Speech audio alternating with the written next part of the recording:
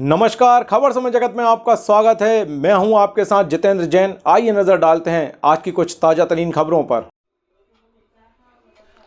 सांची विश्व प्रसिद्ध स्तूपों के लिए विख्यात सांची नगरी में 71वें बौद्ध धर्म के सबसे बड़े आयोजन 2 दिवसीय वार्षिक अस्थि कलश पूजा कार्यक्रम के दूसरे और प्रमुख दिन आज गौतम बुद्ध के प्रधान शिष्य अरहंत सारिपुत्र और अरहंत महामोगलान के पवित्र अस्थि कलश की महाबोधि सोसाइटी ऑफ श्रीलंका के अध्यक्ष बांगल उपतिस नायक थेरो द्वारा पूजा अर्चना के साथ हुआ।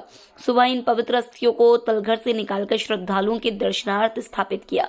गौरतलब है कि इन अस्थियों को विशेष परिस्थितियों को छोड़कर साल में केवल एक बार ही तलघर से निकाला जाता है। इस तलघर की एक चाबी जिला प्रशासन और एक चाबी महाबोधि सोसाइटी के पास रहती है। इस अवसर पर देश और विदेश से हजारों की संख्या में सैलानी सांची पहुंचे हैं। इनमें श्रीलंका, चीन, Japan, Thailand, Korea, Taiwan, Verma और वियतनाम सहित भारतीय श्रद्धालु शामिल होते हैं। इनकी मेहमान नवाजी के लिए सांची को दुल्हन की तरह सजाया गया है। कड़ी सुरक्षा का इंतजाम।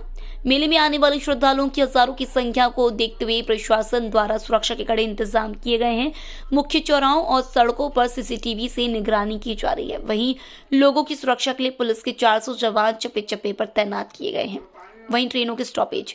वार्षिक अस्थि कलश पूजन के अवसर पर नागपुर, महाराष्ट्र, गुजरात, भोपाल से बड़ी संख्या में बौद्ध धर्मावलंबियों के आने की संभावना के मद्देनजर रेलवे ने 4 बड़ी ट्रेन जीटी एक्सप्रेस और छत्तीसगढ़ एक्सप्रेस सहित अन्य ट्रेनों का 25 और 26 नवंबर को सांची में अप और डाउन दोनों तरफ से स्टॉपेज दिया गया है। पूजा महोत्सव का इतिहास। सम्राट अशोक द्वारा भगवान बुद्ध के 2 परम शिष्य सारिपुत्र और महामोगलान की पवित्र अस्थियों को सांची में स्तूपों का निर्माण कराकर स्तूप क्रमांक 3 में सुरक्षित रखवाया गया था। कालांतर में इन स्तूपों के जीर्ण हो जाने पर अंग्रेजी शासनकाल में कनिंघम द्वारा स्तूपों की खुदाई के दौरान इन पवित्र अस्थियों को इंग्लैंड के विक्टोरिया म्यूजियम में रखवा दिया गया था।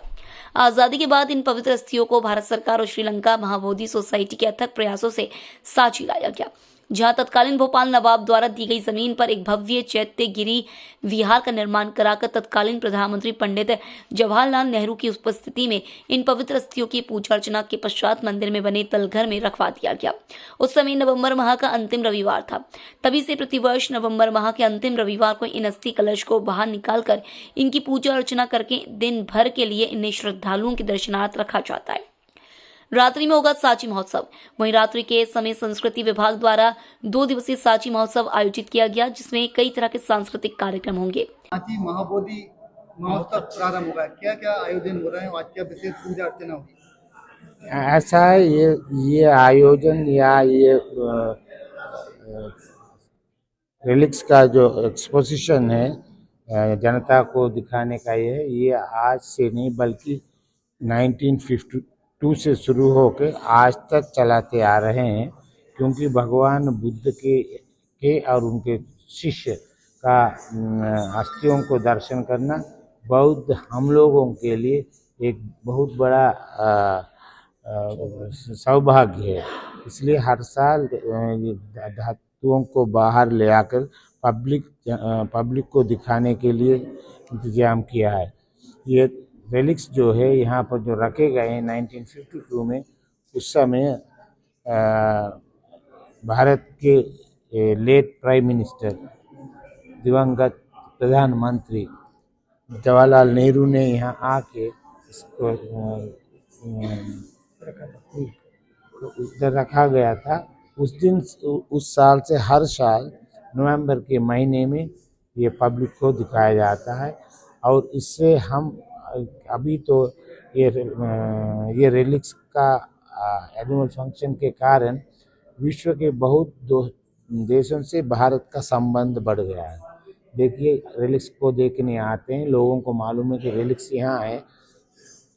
ये इंडोनेशिया, ताकि वो भी मुस्लिम देश है, इंडोनेशिया से भी आते हैं, और वियतनाम, श्रीलंका, बर्मा, थाई, ऐसे बौद्ध देशों से बहुत से, सिंगापुर, सब जगहों से लोग आने लगा।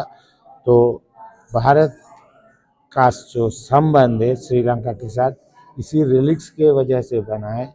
ये हमने एक अखबार में देखा कुछ दिन पहले, वो ब्राइड एंड ब्राइड रूम, क्या कोई ऐसा कुछ लिखा हुआ था, क्योंकि ये रिलिक्स उसी तरह लोगों को श्रीलंका और भारत का संबंध ब्रिज बन चुके हैं और यहीं से ही बौद्ध धर्म का विकास हुआ और प्रसार प्रचार हुआ।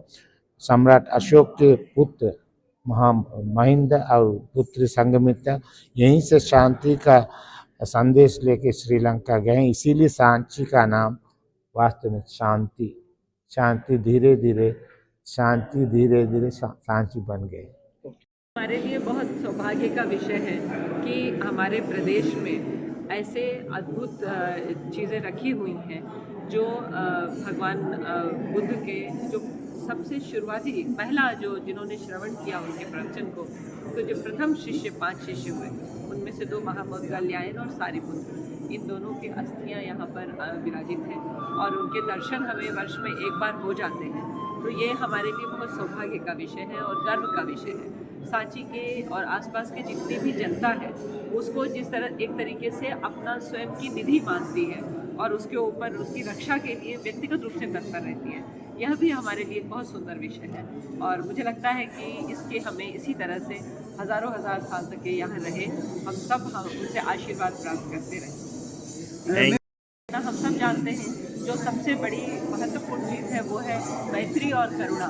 संसार में सबके आपस के बीच में मैत्री रहे और हर जीव सजीव निर्जीव हर चीज़ के प्रति करुणा रहे।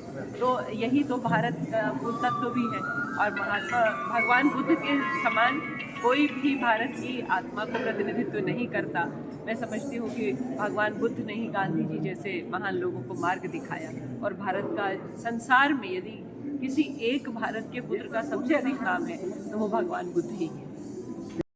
सांची से खबर समय जगत के लिए जगदीश महतो की रिपोर्ट।